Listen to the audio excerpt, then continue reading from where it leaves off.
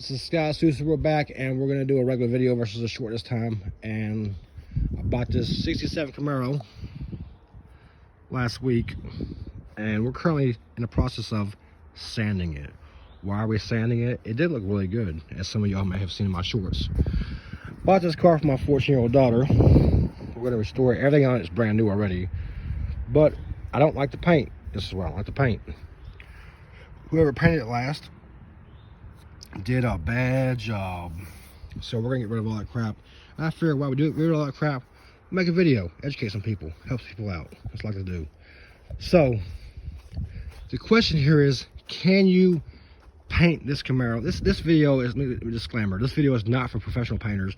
This video is not for people who have money to have it repainted, or people who have air compressors and professional spray guns. It's not for you. This is for the poor, broke guy at home, DIY, don't know what they're doing. This is an educational video to help them to turn a spray painted car into a professionally painted car, and you can't tell the difference. You can park next to a $35,000 paint job car and you won't tell any difference with all with spray paint. For example, this I've redone. Look at this, whole entire hood redone. You can't even tell. And once I paint it actual color, whatever color I decide to do it, you won't be able to tell either. But let's get back to this. So can you spray paint a car and make it look a professional job? Yes, you can. People do it all the time on YouTube, but no one really tells you how. So I'm here to tell you how, because that's what I like to do. So first, you want to sand your car, depending on the situation of how bad your car is. Like you see my other side cracking over there. And then, for example, here, it's got some deep cracks. First, you want to get rid of this shit. This shit you don't want on your car. Now, I chose to use 40 grit because mine's pretty bad in some spots, and I want it to be down, you know, to almost the bare metal. In some spots, I do have bare metal, which is fine. You just want to cover those spots as soon as possible with fresh paint to keep from flash rusting. When you sand your car with 40 grit, this is what happens. You get these swirls in it when you prime it. This is black primer. Why I use black primer? Well, let me tell you why I use black primer. Most cars are seen painted in primer, and they're gray. Gray hides a lot of the imperfections that you would miss unless you paint it with black. Example, see these little imperfections? If I had gray on here, or if I had white on here, you wouldn't see any of this stuff. If you're trying to do a professional paint job with spray paint, you don't want any of this stuff. Don't use gray, don't use white, don't use red oxide, use black. Flat black works great. Gloss black works also. So once you get it all sanded, whatever area, if you're doing one fender at a time, a door later, and a quarter panel later, or you do the whole side of the car, you should probably stick to doing one at a time like I'm doing here. So what you want to do is you want to sand it. Then you want to primer it. How do you primer a car properly with spray paint? You don't take the spray paint and just That's not how you do it. Take spray paint, you hold it back 6 to 12 inches, and don't do it on a windy day. If you're not a professional, don't do it on a windy day. So spray it, one solid line. And then you come back, and then you overlap the line you just did, about 35 to 40% line, you overlap it. You do the whole door. Once that's done, you wait 15 minutes, and then you do it again. For people who don't know what they're doing and never use spray paint, what you're going to want to do is do what's called a tack coat. So basically, you're going to take a spray, and you're going to spray it. You're not going to do every single line where you can't see this anymore. You're just going to do a mist, basically, to cover the car. It's called a tack coat. Then you're going to go back and do the same process, where you're going to spray the car all the way down, and then whatever area you're working on, and then you're going to wait 15 minutes, let it dry, and then you're going to spray another coat. You continue to spray coats on the car until you have no tiger stripes. If you have tiger stripes on your car, your paint is not even, and it's going to look like shit down the road. Just keep on spraying more primer on there, 15 minutes at a time, or 20 minutes at a time, until you have no more tiger stripes. Tiger stripes are bad. So once that's done, typically I wait for 24 hours before I mess with it again, because I want to make sure my paint's dry. And then I'll come back, and what I'll do is I will take the fresh primer I sprayed on, and I will hit it with 220.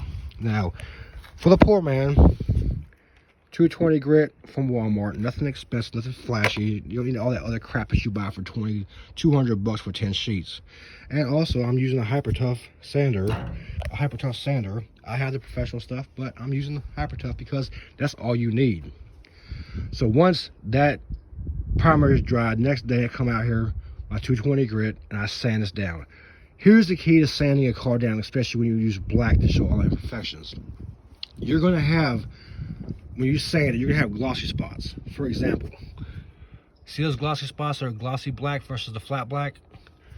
You want all them gone. Once all them little spots are gone, because your paint is like this, it has valleys and it has ridges. Once you get rid of them glossy spots, that means your paint job is smooth.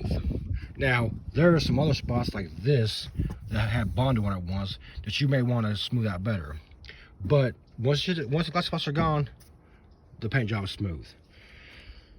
And then also hold your center flat against the car. Don't try to raise it up to one side or the other side unless you absolutely have to. For the bulk of the car, keep it flat.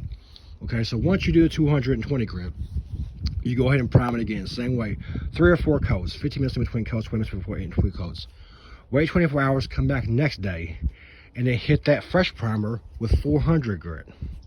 Same process. Once it's dry, 3 or 4 coats, let it dry for a day, come back next day and hit it with 600 grit. Then same to sanding again, then hit with 800 grit.